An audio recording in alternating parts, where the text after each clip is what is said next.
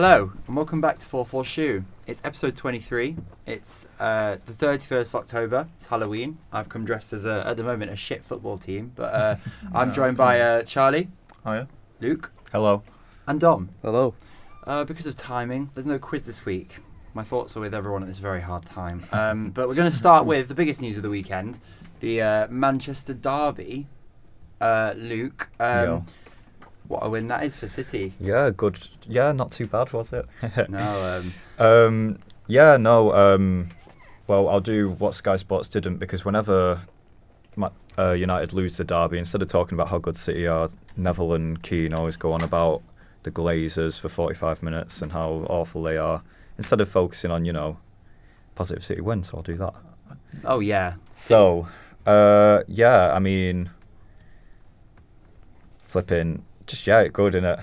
Yeah. Well, I mean, like first half, you were all over them. Like, yeah. I was amazed at how United could hardly get close to you at all. I mean, if you start in a centre back pairing of Harry Maguire and Johnny Evans, Lindelof at left back, I was like, yeah. Are they purposely trying to lose this game? I was going to say, I was very confident as soon as lineups came out. It was men versus boys, really. Yeah. I was not phased at all. I always look at any derby. I always look at their lineup first before looking at ours, because I'm confident with ours. Yeah. You'll put out a good lineup. Yeah. But United, it's just kind of a free for all. Yeah, again, at the Old Trafford last year, Old Trafford, they put out a good lineup, and that's when I was a bit nervous about it. Yeah. And obviously, then they do scrappily win 2-1. Well, so yeah. Well, that's the thing. Early on, United looked like they could maybe I got a bit of a smash and grab type of vibe from it, because obviously Haaland had that chance that Onana made the save on. Yeah. Well, probably one of the best saves of the season so far, actually. And then they had the counter attack, and then Edison made another save at the other end. Yeah. And it just felt like United were kind of doing what they do as the underdog, just hit you on the counter. Yeah. I was going to say, Onana, I mean, he was incredible the other day. Yeah. I think he's the only United fan who can be pleased with himself. I thought Rashford looked good, but he was putting balls in and no one was getting on the end of them. Yeah, I think, like you said about Onana, I think he's very hit and miss. I think, this thing of Onana, I feel like, again, he really stepped up for that, but then there's other games where it's been like... Yeah, he's made silly mistakes. I don't think he's a bad keeper. I just think he's... I don't think he's a bad keeper, I think it's a thing with United as a whole at the moment. They've got good players, but they're just so low on confidence. Yeah, there's no confidence. I feel like it's what you're saying about Neville and Carragher really ripping into the Glazers. I think he's got, that's a big talking point for Man United at the moment. I feel like it's very ugly. What's going on with that club, and that is ultimately affecting. That carries through to the team. Oh, of course it does. Yeah. And that's the thing. They have good players, and they should really be a lot better than they are. But I feel like with everything that's going on, it's even the fans aren't really. Do you reckon they're turning on Ten Hag now? I wouldn't say they are. No. Yeah, I feel like it's hard to turn on Ten Hag because it's not his fault. No. I feel like every manager that's going to go into that club, and you've seen it since Sir Alex Ferguson, you've seen it, because of the mess they're in off the pitch, it's so hard for a manager to come. Think about how many class managers they've had since Sir Alex. Yeah, Van Gaal, Mourinho. And I feel like it's not the manager, it's the ownership. Sorry, I've got to put in. I'm not having that. I'm not having it. Go on. Ten Hag, that derby was absolutely his fault. He got interviewed on Sky Sports, asking why he dropped Varane for the game. And he said, tactics. I guess. What kind of tactic makes you drop a Champions League winning defender? Varane's one of your best World players. Cup winning defender. The thing is with Varane, he's been out. He might not be 100%. Bullshit. If he's fit enough to play, he's fit enough to play. Yeah, but I feel like it's one of them. The only thing I would criticise, and they said this on Sky, his substitutions. Again, they said this season his substitutions have been poor, and They were booing. I think who did they take off? Hoyland. Hoyland, and they were booing. Yeah. They wanted him on. They brought off that Amrabat guy. Amrabat, yeah. And to be fair, I feel like when they brought him off, it just kind of went a bit Pete Tong. Yeah, because he's the only midfielder on that United team that'll do any running. I get like it changed McTominay's position. Completely messed up the midfield. I mean, Ten Hag, right? Think about the players that he signed. Signed Amrabat. Would you say that's a good signing? All right. I mean, I think he's still in a bit of an adjustment. Yeah, it's a decent signing. Onana again, still adjusting. It's a good sign. I feel like we've not seen. Got a howler in him. Yeah. But what keepers on Hoyland? He signed Johnny Evans on a free. Johnny Evans on a free. No, that's not bad. But again, I think that comes to backing, doesn't it? Like he spent 100 million on a bloke that allegedly chins his missus. Yeah. And like, you think about what he's signed. He bought Hoyland for like 70 million, and he wasn't even a proven goal scorer. He had like 10 GA last season. I think he's one of them again. Long term, he could be good, but as starting striker for a Big Six club, nah. I just want to go back to Ten Hag as a manager. They were saying on Sky Sports Punditry, they were saying he's not really his tactics. There's nothing there really. You need to have a style in place, and he's not really got it. He's still trying to find it. He's been there 18 months, and he still doesn't know Man United's best position. Man United's best players. It reminds me of watching them under Solskjaer. Yeah. It was kind of like there's no distinct. They don't take control of games. They can hit you on the counter. Yeah. But I think a team like United should be able to dominate the ball on paper. Yeah. I just don't know what they're trying to do. I think their upcoming fixtures will be important as well. Like, and I feel like, let's say, because obviously we have them next on. No, we don't. Yeah, we've got them in the cup on Wednesday. Yeah, you got them on Wednesday, and that is a good time to play them. Yeah, it's a good time to play them. I mean, we've got Liverpool and then Man United. Sorry, that's what I was going to say. Yeah, I think you're playing United depending on what happens this week, you could be playing them at the best time you possibly could. And I think, like, let's say we go to Old Trafford and pick up a win, I think then people will start turning. Oh, of course. No. Oh, absolutely. No, I do, because I feel like, think about it, right? Like, they're going to expect to win that game. They will. They're going to expect to. And I feel like if they don't play well... It'll be like when you played us all over again. That's what I mean. And I feel like then fans will... and again, it is ugly at the moment. It is really, really... it's more to do with just the players on the field and the manager. I'm getting so bored of this Glazer argument that everything's their fault. But they haven't... They're not leaving, just... Yeah, they're not. An easy scapegoat. But it's causing so much tension. Yeah, but I was up for hearing the conversation a few years ago, but now it's the same boring. Every time. But After every big defeat. Of course, and there's never nothing about it when they win Carabao Cups or when they win the derby. There's nothing about it. But I do get it because like Man City, or like Liverpool do not sign Johnny Evans. No, they don't sign. I'm trying to think of who else. Well, just the players they've bought. Like I don't know. I just think you've seen players like Igalo come in. You've seen bizarre signings like Weghorst. Yeah, Weghorst. They used to not. No, and I think that becomes because there's no finances available. And again, it's the same conversation. Like we're not going to add anything to the debate, but. If there's no finances available, why then spend 100 million euros on Anthony? Yeah, it's all very confused. There's obviously they've spent the most. They've spent £1 billion. Yeah, they've spent the most of any English club. Man United spend what they earn, and because they have such a high commercial revenue, they have loads of money to spend without the Glazers. Well, then I think it comes to like just recruitment, recruitment like system they've got in place, because you see City, aside from like Haaland, they haven't exactly made like. When they bring in a player, it's not like he's already world class. City make them world class. Well, I agree with that. In a way, I guess with Haaland, like he was already proven. Yeah, that's why I said apart from Haaland. Actually, no, I'm with you on that because again, City just develop players. No, of from course. him and like Doku. maybe Grealish, and even Grealish, he was at He was Villa. a good player. He was in the Championship not long ago. Yeah. Yeah, but So that's it's one of yeah, them. but all players have to start. But it's like, yeah, that's the thing. But at United, they start and then nothing happens. No, but like you they go go back backwards. to Grealish. Yeah. Like Donny van de Beek, class at Ajax. Yeah, Absolute and they class. just ruined it. I feel like Ruined him. Jadon Sancho, he was supposed to be the next best English player. Yeah, like, I feel like I don't. Yeah, but that He goes. was even- That's going back to literally. Ten Hag.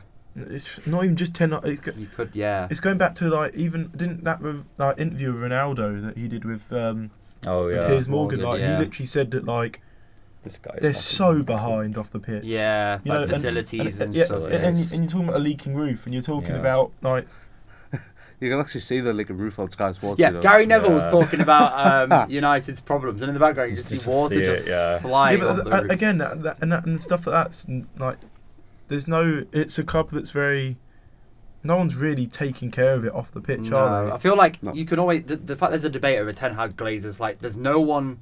I feel like if you knew who was responsible, like more like Well, it's got to be the Glazers. You They've got need- to be responsible. They have to. that. What I'm saying is, you need someone to be accountable because Well, otherwise, the blame's just going to keep getting passed around, it's and like- then nothing happens. It's like Sheffield Wednesday. Like they've literally. They had Darren Moore as manager, great manager, took them up. yeah, they're probably Had a falling out with Chansiri. Yeah, I He just left. Like stupid there's decision. a lot of examples like that, and but again, I think Ten Hag, his job isn't as safe as people might think. No, it's I think not. as No, Christmas no, approaches, No. If they lose a few on the bounce, yeah. he's going to be under it. Oh, absolutely. And again, like some fans might think he's under it at the moment. yeah. Just to give Ten Hag a bit of credit, though, where credit is due, this was reported this morning. It was reported in The Sun, so I don't know. It could be a load of rubbish, but he said that he made the Man United dressing room sit in silence and listen to the Man City dressing room. Because I don't know if you saw the video on Jeremy Doku's. It was on Jeremy Doku's Instagram or his Snapchat or something of all the City's players celebrating, and he made them sit in silence and listen to that. And then he made them sit and listen to the fans as well. Yeah. I think that's good. That is building rage because obviously they're taking them. You know, after Liverpool lost the Champions League final to Real Madrid, Jurgen Klopp made the players watch Real Madrid lift the trophy. Yeah, I always think and that's guess who very won the Champions League the following season? So Exactly. I think that's effective. Exactly. I think it's a really good, effective move. But yeah, it was in The Sun. Yeah, Yeah, but no, I get It that. could be true. I'd say that's very good management. So I think, yeah, I think, especially since that team's clearly got attitude problems. yeah, it They've does gotta be exactly. taught So many somehow. egos, and I think, yeah, it's just it's good management. Instead of blaming him, Yeah, I think he is a good manager. he's a good manager. He's just in a bad situation. Yeah. Yeah, and that's the Yeah. thing. And I feel like when you talk about egos, I think Man United have always had that problem with. Yeah, And that's the thing. I was saying this to Dom yesterday. Every Man United player, like in the past, like you'll see things like news stories come out of footballers. 9 out of 10 times, they're always Man United players. Yeah. You know, you look at Greenwood, Ryan Giggs, Wayne Rooney. Yeah, he's had stories about him. Sancho, Sancho, Anthony. Anthony. Trying to think of others. Yeah, you could go on for a while. I think. Ronaldo. Maguire. Yeah, And the difference between the players then and the players now is that the players then were actually good. yeah. But the So thing is, they when got away with it. when you bring a player in, you're not just recruiting their ability, you're recruiting their personality. Of course. And I feel like United kind of forget that.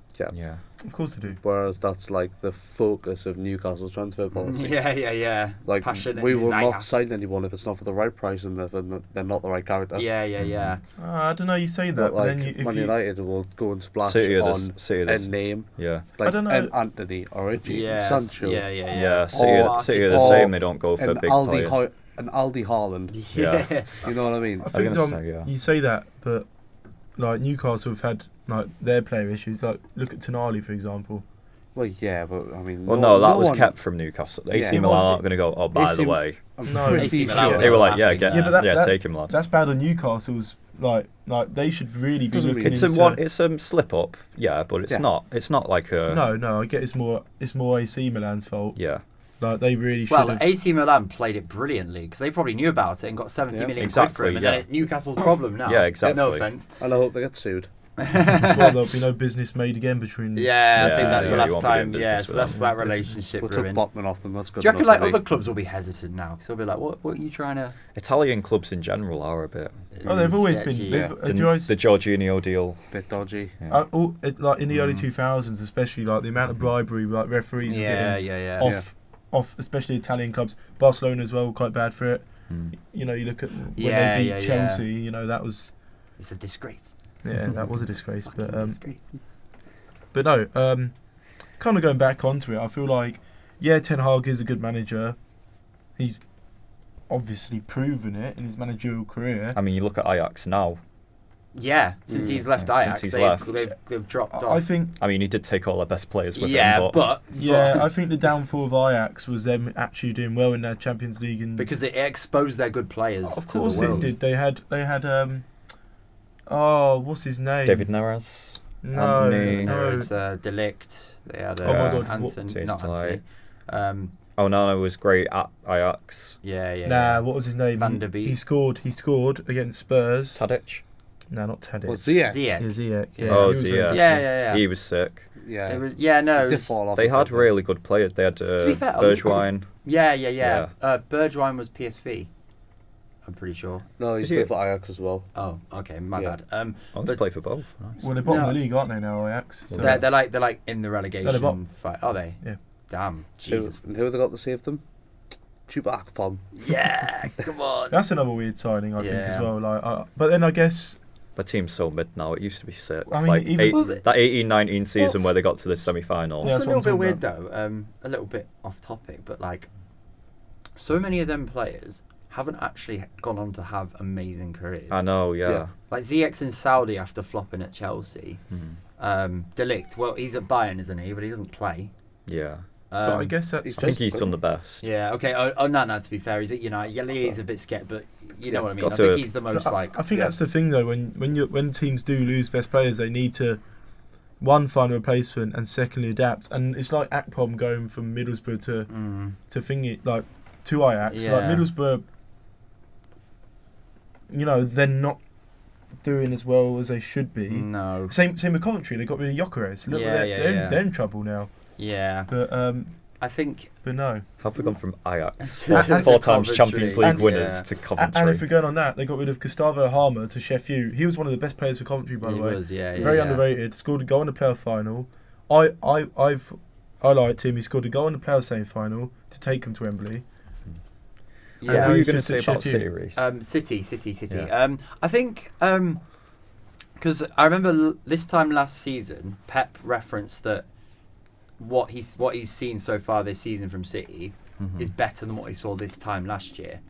Like you only really hit your best form in like January onwards. Yeah, of course. And it's just interesting that he's made that observation, because now does a win like that sort of kickstart like City being back to their absolute best? Because I don't think they have been so far this season. No, not at all. Like No.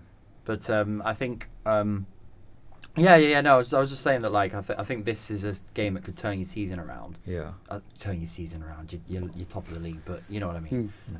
Well, not top. But Top, but like challenging. Oh yeah, no, of course, and that's the thing. Like, I feel like them 2 losses that Man City had, arguably without Rodri, like, I guess it 3 if you include the cup. Yeah, Rodri. Yeah, and I feel like, you're not going to go through the full season and expect to win every game. Like, that's not going to happen. But I feel like them 2 losses have kind of they've been good in a way. I feel like wake up call. Big wake up call, and I feel like you're not going to lose many games now. No. After that. Well, Rodri's only 1 yellow card away from suspension. Again. Who have you got next? Fuck. Good question. I don't actually know. Oh, you're playing on Saturday, I believe. Probably. I don't think you're playing on Sunday. Nah. No, you Bournemouth. Bournemouth. Little Okay. training session for you. I could regret saying that. No. won't be. Cherries. I hope you don't jinx that, because I No. don't want Bournemouth winning. Yeah, I mean, They're at home, to be fair, I think. but yeah, if that's everything we need to say about the derby, Yeah. let's Yeah. and Coventry and Ajax. Ajax. Anyway, Middlesbrough. yeah. So Lionel Messi won the Ballon d'Or. In case you didn't know, 442 exclusive. Well, a Fabrizio Romano exclusive, actually. Yeah. He leaked it. But before we get... Because we're going to talk about Fabrizio Romano. First, the Ballon d'Or. Do we all agree with Messi? I don't. Very vocal. I understand. You understand, I understand why. But this is the thing with the Ballon d'Or. I think everyone just... It's opinion. Everyone has different opinions. Johan Cruyff said it best. He said Ballon d'Or was like a bunch of journalists and people voting for their friends. That's what he said. Look, I think it's... Everyone gets so uptight about it. It's just opinion, isn't it? Like, people vote, and who cares? I don't care about it. No. Don't. To me, it holds very little weight. I think it's a load of bollocks because it's based on team performances, right? So, for example, they were ranking like the top 10 keepers. Alisson doesn't even get in there. Yeah. When he's probably been one of the. It's about, and Emi Martinez won it. He's a good keeper. He ain't the best in the world. He's nowhere near the best in the world. They've purely taken it off that one World Cup where he conceded 3 in the final. Yeah. By the way, the Mbappe goal he got a hand to and it went over. Like he made some good saves. No. I'm not saying he's a bad goalkeeper. I'm saying there is no way in hell he's the best in the world. And you could. There's all sorts of like. No, Alisson's still best goalkeeper. Yeah. In the world. And the thing is, every award they give out, I haven't really looked through everything, but every award they give out just seems to be based on how well the players' team had done. Yeah. Now, I personally think Messi getting it makes some sense because he carried that Argentina team to a World Cup. But it's got to be over the course of the season. Yeah. He's been fucked off from PSG to Inter Miami. I was going to say a good 3 week, a very sensational 3 weeks, probably best 3 weeks of his life. Yeah. But it's over the course of a calendar year. Yeah, of course. And what else has he done? Gets booted out of PSG. Goes to Inter Miami, who are not a big club. It's the American League. I'm not bothered if they were rock bottom and he's taken them to the top. I'm not bothered. It's the Yank League. It's not Ballon d'Or worthy. If flipping, I don't know, someone else. I don't know. Give me a random player. Neymar. Emmanuel Dennis. If Emmanuel Dennis, right? Really? Where's he even? What nationality is he from? Nigeria. Yeah, he's Nigeria. Okay, he carries Nigeria to AFCON. Yeah. And then he goes to some crap team where he's far too good for that league, and he scores a bunch of goals. Is he winning Ballon d'Or? No. Yeah, but again, I feel like it's just stated. It's his name. It's Messi. But that shouldn't be what determines it. Of course it shouldn't. But like these journalists, what they do, sit around a table. What will sell Messi or Ronaldo? Yeah, what will sell the best news story? That's what they're thinking. They kind of ruined Ballon d'Or in a way, Messi and Ronaldo, because they just they just ping pong. But we used to have outliers. Luka Modric has won it. Yeah, but that's like an exception. Yeah. I guess Leicester winning the Premier League. I guess Robert Lewandowski was robbed of it. Yeah, he was robbed of it. Yeah. So who do you think should have won it, Luke? I think Rodri should have won it. Why? Out of all the Man City, not Haaland. So Haaland, I saw someone say so he scores all the goals, Haaland, right? Yeah. There's an award for that. I can't remember what it's called, but it's like top goal scorer. You can get individual awards for top goal scorer, but I feel. Listen, Carl's a great player, and he came second. Yeah, and he will. No doubt, he will probably win it one year, maybe next year. I don't know, but. I think best individual player you saw in that City team. You saw when this season, but when he got the red card, City aren't the same team. He is the clutch. He is the key. He is central thing. Gundogan he was like 30th in the rankings. Yeah. He was class all season. In fact, he's only been nominated for Ballon d'Or once. The thing is, it's based on trophies. Yeah. And Haaland didn't score in the semi or the final of any of the competitions he played in. I'm not saying I personally would put Haaland just above Rodri. I would put Haaland above Rodri. Yeah. Now, your point. Luke, I've got a question for you. You're saying about Rodri. Yeah. Is key. This is the thing. Who would you say is better for City? Like De Bruyne or Rodri? I know they're two. I know 2 different players, I guess, but like 2 different positions. But honestly, that number 6 role for City, that holding midfielder, is so important. When Fernandinho got injured, it was a big miss. When Gundogan has to fill in there, it's not the same. No, he's better in different positions, so he's important. We've seen, this season with De Bruyne out, we've got Alvarez in that position, and he's doing all right. So, and we've seen other seasons where De Bruyne's been injured in 18-19, he was out for quite a long time. Bernardo Silva slotted in. David Silva slots in. Like, it's replaceable. Whether I feel Rodri isn't replaceable because we've seen Calvin Phillips come in and not be as good. No, of course not. Invaluable. Yeah, so that's why I see Rodri as really, he's so important. I get it, but I just don't think he's at that stage yet of winning the Ballon d'Or. It's because he doesn't play in a, striker. It's like a star position. Striker, 10 wingers. They're like, ooh, it's not a very glamorous position. Again, Luka Modric is probably like the only exception in a way.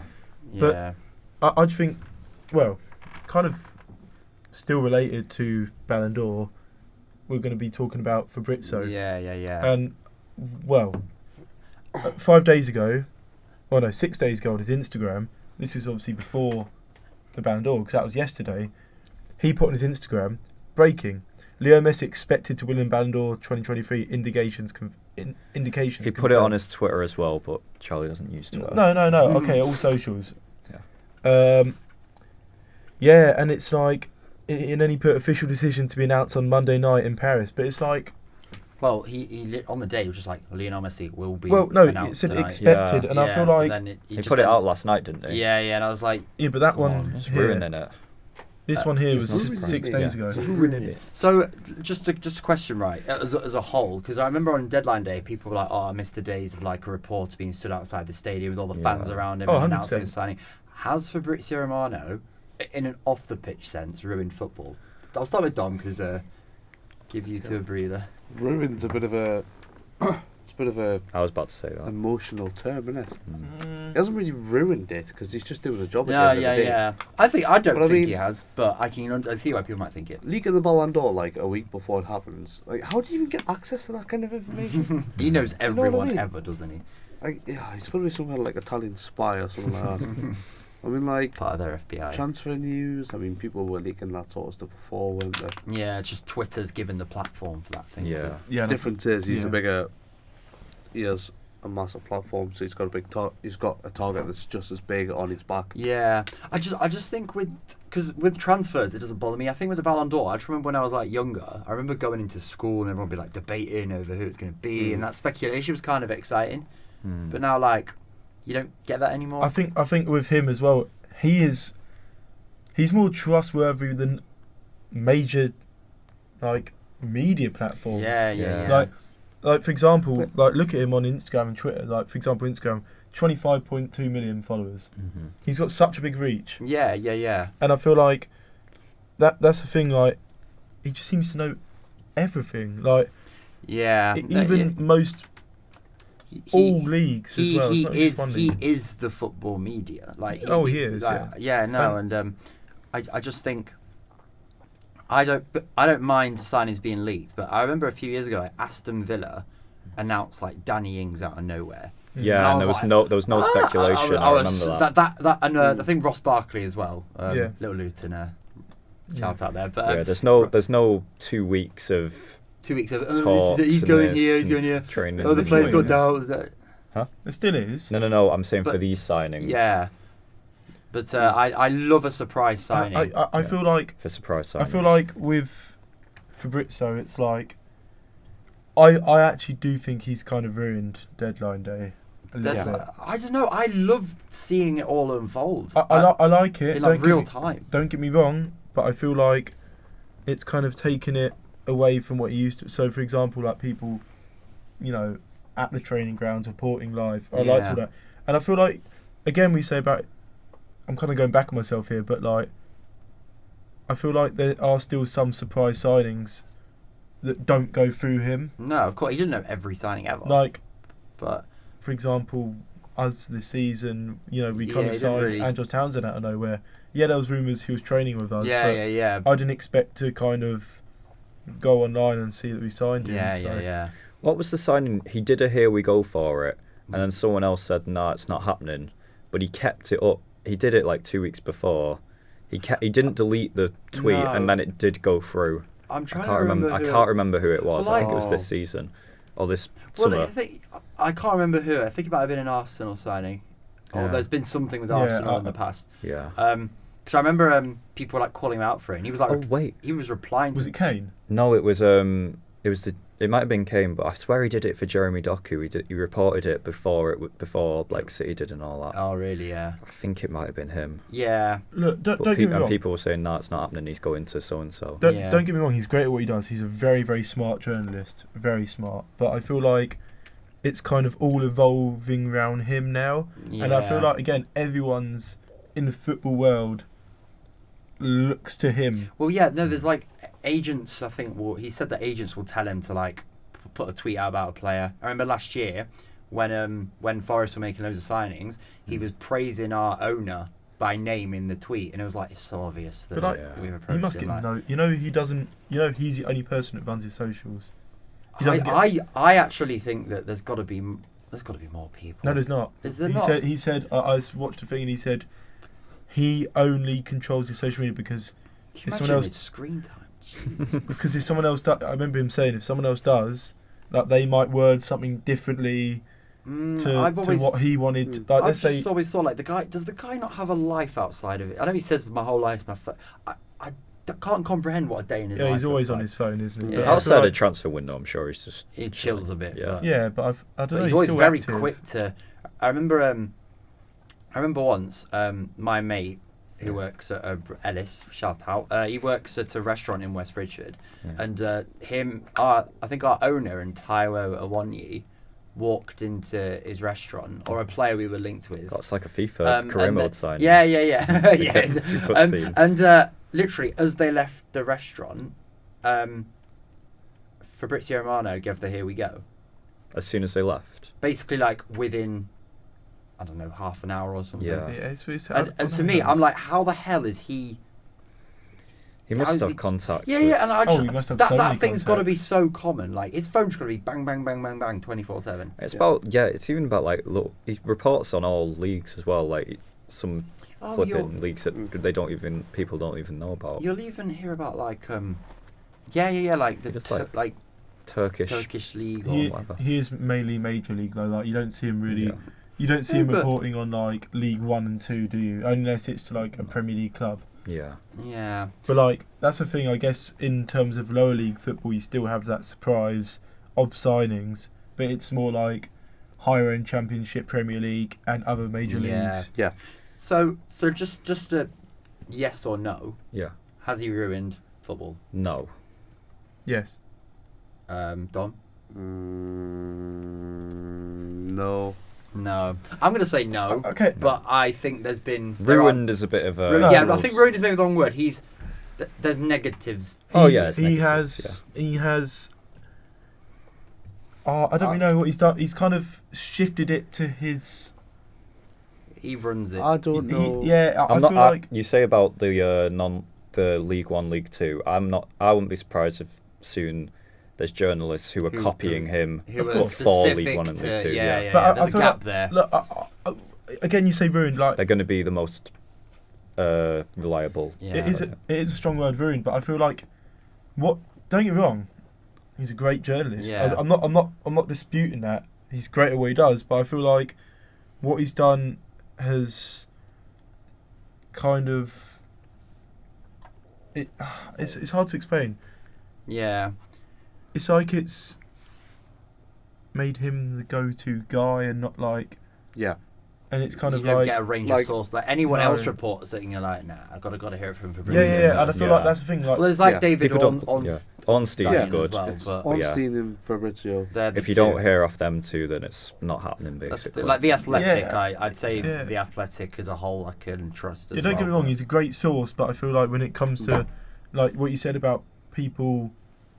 going to the training ground. It's kind of that's that kind of buzz, that kind of magic almost. Oh, that's a lot more better. But I feel like that's kind of the way the world moves, and social media affects that. That's just how it is. That's another thing. Not specific to him. If you think about it, social media kind of has ruined football transfers in a way, because so many things, especially Twitter as well. Yeah, you see so many things coming at different angles. It's like an overload. It's like who do you actually trust? I don't know if it's really kind of a. I'm going to say I don't know if it's a relevant point, but it is a relevant point. I don't know whether it's because, I don't know whether social media's changed it or whether we're just getting old. But like, and obviously some of us are doing journalism as well. Yeah. But like, it just doesn't hit the same. You know what I mean?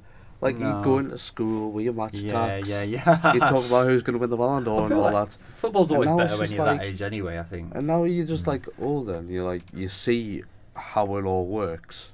It kind of kills the magic. The magic of yeah. it. Yeah. It just kills it all. It's just like why I think he's. Well, Fabrizio's not ruining football because I think maybe it's that social media's changed it, and Fabrizio Romano just happens to be the person who's benefited the most. So maybe the debate should be as social media. Like I was going to say, journalists journalists have always been, even back when it was the papers. Yeah. The journalists were always the villains, and people didn't like them there. So it's always been a thing. It's Yeah. just He's probably the most liked journalist. Well, I think in the age of like social media, people take better to journalists because there's more. Because back in them days when it was only like print, it would be the dickhead journalists who got the most attention. But now it's more of a level playing field. Oh, sorry, I was going to say like Ollie Halter, big elder lady. What's the Meg Waldelaine? Oh, they've got a huge anti in UFC. Oh, really? Huge anti Newcastle agenda. Okay. Sorry, carry on. Yeah, no, Dom, don't worry. You let it all out. Right. Well done. Mm-hmm. Right. Thank you very much for watching 4-4 Shoe. This episode was basically conclusions. Ten Hag's a fucking clown. Fabrizio Romano hasn't ruined football, and the Ballon d'Or's a big scam. So, happy Halloween, everyone. Yeah. That's Rhys, Charlie, Luke. Like, comment, subscribe, follow the TikTok, follow the Twitter, at 4-4 Shoe on both. Link in the description. Yes, please, link in the description. And thank you very much. See you later. Peace out. That was an exceptional outro. 10 Hag to fucking I was going to say, I forgot to mention about the